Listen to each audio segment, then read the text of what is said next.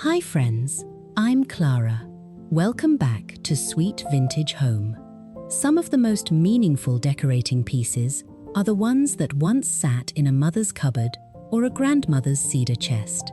For many of us, those hand-embroidered linens, the ones with the delicate little flowers and scalloped edges, are more than just fabric. They're a connection to a slower, more thoughtful way of making a home.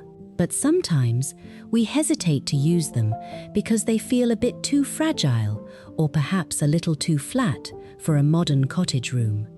Today, we're looking at a beautiful way to bring those heirlooms back into the light by layering them with something equally special: fresh, handmade crochet flowers. It's a simple styling method that adds texture, color, and a bit of new life to the treasures we already own. Before we begin, I'd love to know, do you have a piece of hand embroidery from a family member that you still keep? Or perhaps something special you found at an estate sale? Let me know in the comments.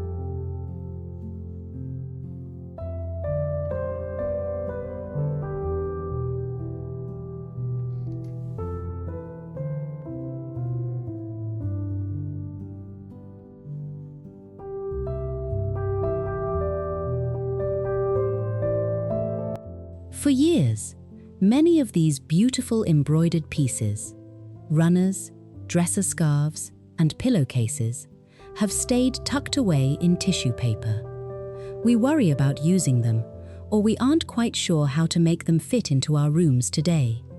But a home feels so much more personal when it's filled with things that have a story. In a traditional American cottage, these linens were the Sunday best for the house. You might remember a grandmother who only brought out the floral-stitched runner for a special family dinner or a holiday potluck. But today, we're giving ourselves permission to enjoy them every day. The secret to making them feel relevant again is to treat them as a base layer. When you place a vintage linen runner, perhaps one with light pink rosebuds or tiny blue forget-me-nots, on a warm oak dining table, it immediately softens the wood. It creates a focal point that feels cared for. However, because embroidery is flat, it can sometimes get lost in a large room. That is where our handmade crochet flowers come in. By placing a few 3D crochet blossoms near the stitch designs, you create a beautiful sense of depth that makes the whole display pop.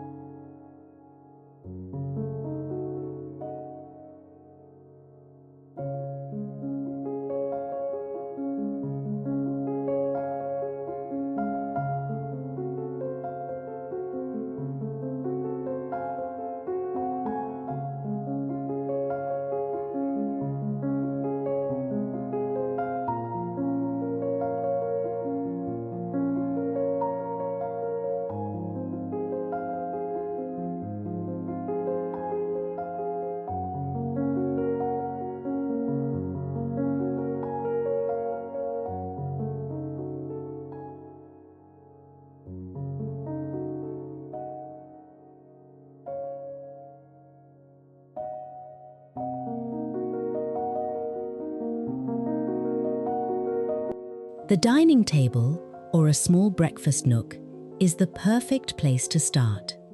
If you have a long linen runner with hand-stitched floral corners, try centering it on your table. To keep the look collected but not cluttered, we aren't going to cover every inch. Instead, we're going to layer thoughtfully. Imagine a cream cotton runner with a simple green vine embroidery. Now, take a few loose crochet pansies or daisies in butter yellow and sage green. Place them in a small cluster near the center of the table, perhaps resting next to a white ironstone pitcher or a favorite teacup. This transformation takes the table from looking like a museum display to looking like a lived-in cottage home. The crochet flowers add a soft, tactile weight that anchors the lightweight linen.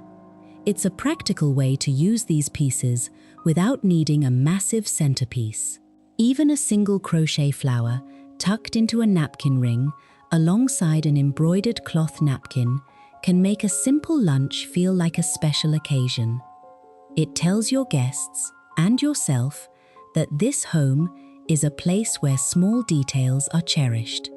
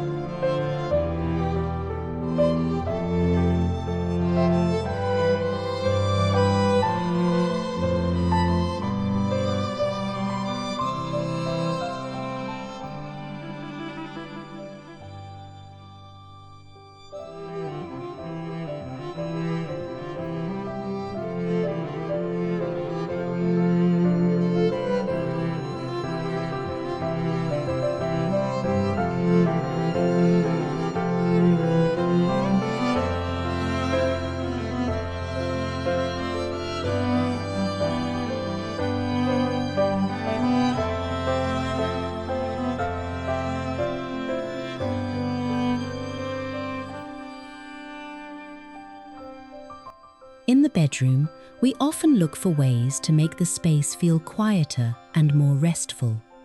Vintage embroidered pillowcases with crocheted lace edges are a classic American cottage staple, but we can take that look a step further.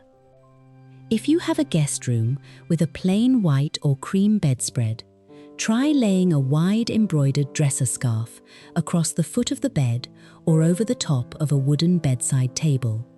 To add that extra layer of cottage charm, you can pin a few small crochet roses onto the corners of the embroidery, or rest a crochet-topped storage basket nearby.